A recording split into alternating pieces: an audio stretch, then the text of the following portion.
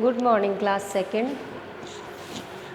आज हम आपको लेसन 1 का रिवीज़न कराएंगे। मैंने आपको पहले एक वीडियो में बताया कि अब जो हमारा वर्क चलेगा वो रिवीज़न वर्क चलेगा। कुछ बच्चों का वर्क कंप्लीट नहीं है शुरू से, किसी भी वजह के कारण, फ़ोन की वजह से या वो कहीं बाहर थे, उनको कुछ भी प्रॉब्लम रही है, वर्क कंप्लीट नहीं है। हमारे पास डिमांड आई है कि मैम पिछला वर्क सेंड कर दीजिए, बता दीजिए, तो वो पॉसिबल नहीं हो पा रहा था। इसलिए जो बच्चे पहले कर चुके हैं इस वर्क को, उनका ये रिवीज़न वर्क है। और जिन बच्चों के पास कुछ भी नहीं है, वो नील है वर्क उनका पिछला, वो स्टार्ट कर दें करना, क्योंकि अक्टूबर में आपके एग्ज़ाम होने हैं और पूरा सिलेबस आपके पास होना बहुत ज़रूरी है। ठीक है, इसी समस्या को दूर करने के लिए, बच्चों की वर्क को पूरा कराने के लिए हम शुरू से फिर से लेसन 1 से वीडियो बनाकर आप लोगों के पास सेंड कर रहे हैं। और जो वर्क है वो भी सेंड किया जाएगा, लेकिन बार बार ये ना पूछा जाए कि मैम हमें भी करना है। जिन बच्चों के पास पहले ही वर्क हो चुका है वो ना करें, और जिनके पास नहीं है, हो सकता है कुछ बच्चे बाद में जुड़े हैं, उन्होंने अब जब से टेस्ट शुरू हुआ है तभी से वर्क करना शुरू किया, पिछला वर्क उन्होंने किया ही नहीं। तो उन बच्चों को भी यही हम बता रहे हैं कि आपका अक्टूबर में एग्ज़ाम होना है। जो वर्क हम करा रहे हैं उसको आप कॉपी में तैयार रखें, नहीं किया है तो कर लें। Okay, now start lesson number 1, magical scarf. पहले इसकी रीडिंग करके बताती हूँ, उसके बाद क्वेश्चन आंसर आपके पास पहुँचेंगे। वर्ड मीनिंग जो थे वो मैंने लिखे हैं, इंग्लिश और हिंदी दोनों है, जिससे आपको लेसन का मीनिंग समझने में आसानी हो जाएगी। चलिए, there was a girl called Rakshika. एक लड़की थी, उसका नाम था रक्षिका। जैसे आप सब बच्चे हो ना, ऐसी एक बच्ची की स्टोरी है ये। She was very intelligent but lazy. वह बहुत होशियार थी। इंटेलिजेंट होता होशियार होना, बुद्धिमान होना, लेकिन एक कमी थी उसके अंदर कि वो लेज़ी थी। लेज़ी मीन्स सुस्त, आलसी। आलसी बहुत थी, कोई भी काम करने में आलस दिखाती थी। She did not want to study. वह बिल्कुल भी पढ़ना नहीं चाहती थी। स्टडी मीन्स पढ़ना। Her grandfather loved her very much. उसके दादाजी, ग्रैंडफादर मीन्स दादाजी, उसे बहुत प्यार करते थे। लव्ड मीन्स प्यार करते थे। When her mother asked her to switch off the TV. जब उसकी माँ उसको टीवी को बंद करना, स्विच ऑफ होता है टीवी को जो चल रहा है उसे बंद कर देना, ठीक है, तो स्विच ऑफ करने के लिए बोलती थी, टीवी को बंद करने के लिए बोलती थी। She would go to her grandfather's room. और वो अपने भागकर कहाँ पहुँच जाती थी? दादाजी के कमरे में, क्योंकि दादा दादी अक्सर छोटे बच्चों को बहुत प्यार करते हैं। वो मम्मी भी अगर डांटे ना तो वो डांटने नहीं देते हैं, कहते क्यों डांट रहे हो, खेलने दो बच्चों को, बच्चे करते हैं ऐसे। लेकिन जहाँ स्टडी की बात आती है वहाँ पर थोड़ा टाइट होना ज़रूरी होता है। तो वो भाग के कहाँ चली जाती थी? दादाजी के रूम में। And start watching her favourite cartoon programmes there. और बच्चों को क्या होता है, मनपसंद कार्यक्रम उनका, फिल्में उनकी समझ में कम आती हैं और बाकी जो सीरियल्स होते हैं वो भी उनकी समझ से परे होते हैं, तो उनको कार्टून देखना बहुत पसंद होता है। तो वो भी क्या करती थी? भाग जाती थी अपने दादाजी के रूम में और वहाँ पर अपना मनपसंद कार्टून प्रोग्राम जो था वो उसको देखने लग जाती थी। When her grandfather asked her to study, जब उसके दादाजी उसे पढ़ने के लिए कहते थे, she would go off to the park, तब वो वहाँ से भागकर कहाँ चली जाती थी? पार्क में। मम्मी ने कहा टीवी बंद करने के लिए तो दादाजी के रूम में, और दादाजी ने कहा टीवी बंद करने के लिए तो कहाँ पहुँच गई? पार्क में। One day she was walking in the park. जब एक दिन वो पार्क में घूम रही थी, पार्क कहते हैं बगीचा, अक्सर घरों के आसपास छोटे छोटे बगीचे होते हैं, तो अच्छी जो कॉलोनीज़ होती हैं वहाँ ज़रूर मिलते हैं। तो उनमें वो शाम के समय बच्चे खेलते हैं, बड़े बुजुर्ग भी बैठ जाते हैं, जाकर टहलने वाले टहलते हैं। ऐसे वो चली गई, वहाँ पर चली जाती थी खेलने के लिए। जब वो एक दिन पार्क में घूम रही थी, बगीचे में घूम रही थी, when she saw a red scarf playing in the bed of roses. तभी उसने देखा कि एक रेड कलर का स्कार्फ होता है, अक्सर बच्चे सिर पे बांधते हैं सर्दियों में, या गले में बांध लेते हैं, एक रुमाल टाइप, रुमाल से बड़ा होता है, उसको स्कार्फ बोला जाता है। वो बेड ऑफ रोजेज़ यानी जो फूलों की जो क्यारी थी यहाँ बेड का मतलब बिस्तर नहीं है कि फूलों का बिस्तर था। बेड ऑफ रोजेज़ का मतलब है जो फूलों की एक क्यारी थी उसके ऊपर पड़ा हुआ था। क्या? एक scarf. She picked up the scarf and asked everyone around if it was theirs. उसने पिक्ड अप, पिक होता है उठा लेना, उसने उस स्कार्फ को उठा लिया और क्या किया? एंड आस्क्ड एवरीवन, एवरीवन प्रत्येक व्यक्ति जो वहाँ पर पार्क में मौजूद था उनसे पूछने लगी, जो चारों तरफ उसके आसपास जो भी व्यक्ति थे पार्क में उनसे पूछा कि शायद उनमें से किसी का स्कार्फ हो, बट नोबडी सेड यस, लेकिन किसी ने भी उसके लिए हाँ नहीं बोला कि ये मेरा स्कार्फ है। सबने मना कर दिया, क्योंकि जो चीज़ अपनी होती है उसी को तो अपना कहेंगे, अजनबी पड़ी हुई चीज़ों को तो कोई लेता ही नहीं है, पता नहीं वो कैसी हैं, क्या बात है।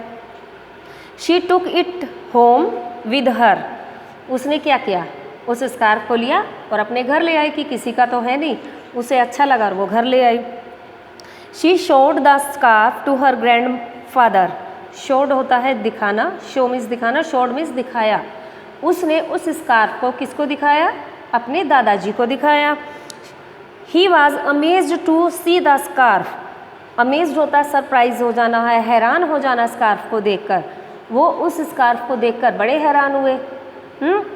और क्यों हुए? He said that it was a magical scarf. और उन्होंने क्या बताया रक्षिका को कि ये तो एक जादुई स्कार्फ है। मैजिकल होता है जादुई, ये एक जादुई रुमाल है। It was first given to Arjun by Krishna in the Mahabharata. और ये जो स्कार्फ है सबसे पहले भगवान कृष्ण ने अर्जुन को दिया था। कब दिया था? महाभारत के समय में, महाभारत का युद्ध हुआ था। आप छोटे बच्चे हैं, शायद अभी ज़्यादा नहीं जानते, टीवी में देखते हैं, थोड़ा बहुत समझते हैं, तो आप अपने ग्रैंडफादर, ग्रैंड मदर या मदर फादर से आप पूछ सकते हैं, पेरेंट्स से, कि महाभारत क्या है। ठीक है, तो दादाजी ने उसको बताया कि ये अर्जुन को भगवान कृष्ण ने दिया था महाभारत के समय पे। Anyone who wears it and performs his or her duties well would become successful. Anyone, कोई भी व्यक्ति, हु वियर्स इट, वियर होता है पहनना, जो इसे पहनता है, and performs his or her duties, चाहे वो लड़का है, हिज और हर का मतलब लड़की के लिए यूज़ हुआ है, चाहे वो महिला है, हिज का मतलब पुरुष, मेल है या फीमेल, स्त्री है या पुरुष, लड़का है या लड़की, जो भी इसे पहनता है, परफॉर्म करता है। ड्यूटीज़ वेल, ड्यूटी होता है अपने कर्तव्य, अपने काम को, वेल अच्छे तरीके से। जो भी व्यक्ति अपने कर्तव्यों को, अपने काम को अच्छी तरह से निभाता है, अपनी ड्यूटीज़ को अच्छी तरह से पूरा करता है, वुड बिकेम सक्सेसफुल, वह सफल होता है, उसे सफलता जरूर मिलती है जो भी इस स्कार्फ को पहनकर अपना कार्य करता है। Rakshika was glad to hear it. Rakshika ने जब ये सुना तो वो बहुत खुश हुई। ग्लैड मीन्स खुश होना, खुश हो गई ये बात सुन के। She started wearing it and soon she became the best girl in the class. उसने उसको पहनना शुरू कर दिया और जल्दी ही, बिकेम होता है बन जाना, जल्दी ही वह बन गई क्या? Best girl in the class, कक्षा की सबसे अच्छी लड़की बन गई। She started working hard and she scored well too. उसने स्टार्टेड शुरू कर दिया, क्या शुरू किया? वर्किंग हार्ड, उसने कड़ी मेहनत शुरू कर दी अपनी पढ़ाई में, मेहनत करके वो पढ़ने लगी। And she scored well too, scored होता है अच्छे अंक प्राप्त करना, अच्छी पोजीशन पर पहुंचना। TOO का मीनिंग पहले भी बता चुकी हूँ, उसका मतलब होता है भी। उसने कठिन परिश्रम शुरू किया और क्लास में अच्छा स्कोर भी बनाया, यानी अच्छे अंक प्राप्त किए। Her grandfather was very happy to see this change in Rakshika. Her, मैंने बताया ना अभी आपको, हर का यूज़ होता है लड़कियों के लिए, फीमेल्स के लिए, महिलाओं के लिए। तो हर ग्रैंडफादर वॉज वेरी हैप्पी, उसके जो दादाजी थे वो बहुत खुश थे। वॉज का यूज़ हो रहा है यहाँ पे, वाज वर का यूज़ बीते हुए समय के लिए हो रहा है, बीती हुई घटना है जिसको एक कहानी के रूप में आपको सुनाया जा रहा है।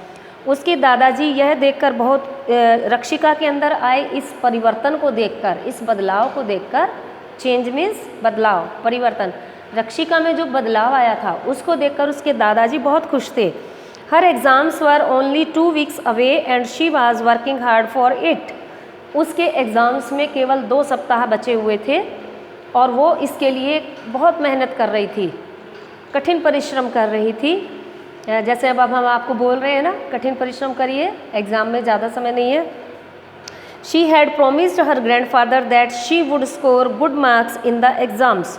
उसने अपने दादाजी के साथ प्रॉमिस किया था, उनसे वादा किया था, उनको वचन दिया था। प्रॉमिस मीन्स वादा, वचन, ठीक। उसने उनको वादा किया था, उनसे उन्हें वचन दिया था कि वो क्लास में अच्छे मार्क्स लाएगी, केवल मार्क्स नहीं लाएगी, बहुत अच्छा स्कोर बनाएगी। But a day before the test Rakshika came home crying. लेकिन क्या हुआ, टेस्ट से एक दिन पहले क्या हुआ, रक्षिका रोती हुई घर आई। Somebody has stolen her scarf. Stole, steal, steal चोरी, तो स्टोलन चोरी हो गया, ठीक है, पास्ट में चल रही है ना सारी कहानी। तो किसी ने उसका स्कार्फ चुरा लिया था। How will I get good marks in exam now. उसने कहा कि अब मैं एग्ज़ाम में अच्छे नंबर कैसे लेके आऊँगी। शी क्राइड, वो रोते रोते बोली और चिल्लाई कि अब मैं एग्ज़ाम में अच्छे नंबर कैसे लेके आऊँगी, मेरा तो स्कार्फ चुरा लिया किसी ने। माई डियर प्रिंसेस, प्रिंसेस राजकुमारी के लिए यूज़ करते हैं, राजकुमारी को कहते हैं। लेकिन जब प्यार से मम्मी पापा बात करते हैं, बेटे कहते हैं ना मेरा राजा बेटा, मेरी रानी बेटी, मेरी राजकुमारी, मेरी परी, तो इसी तरह से उसके दादाजी ने उसको कहा माय डियर प्रिंसेस, मेरी राजकुमारी। Said her grandfather patting her back. Pat होता है ऐसे, उसको प्यार से लिया और एक हाथ से उसके कंधे को ऐसे थपथपाया। ओके, प्यार से थपथपाते हुए किसी को सांत्वना देते हैं ना जैसे, तो उसके दादाजी ने उसको कहा मेरी प्यारी राजकुमारी, उसके कमर को थपथपाते हुए बोले the magic was not in the scarf, कि जो जादू था वो स्कार्फ में नहीं था। जो आपने स्कार्फ गले में बांधा, जिसे आप मैजिकल स्कार्फ समझ रहे थे, उसके अंदर जादू नहीं था।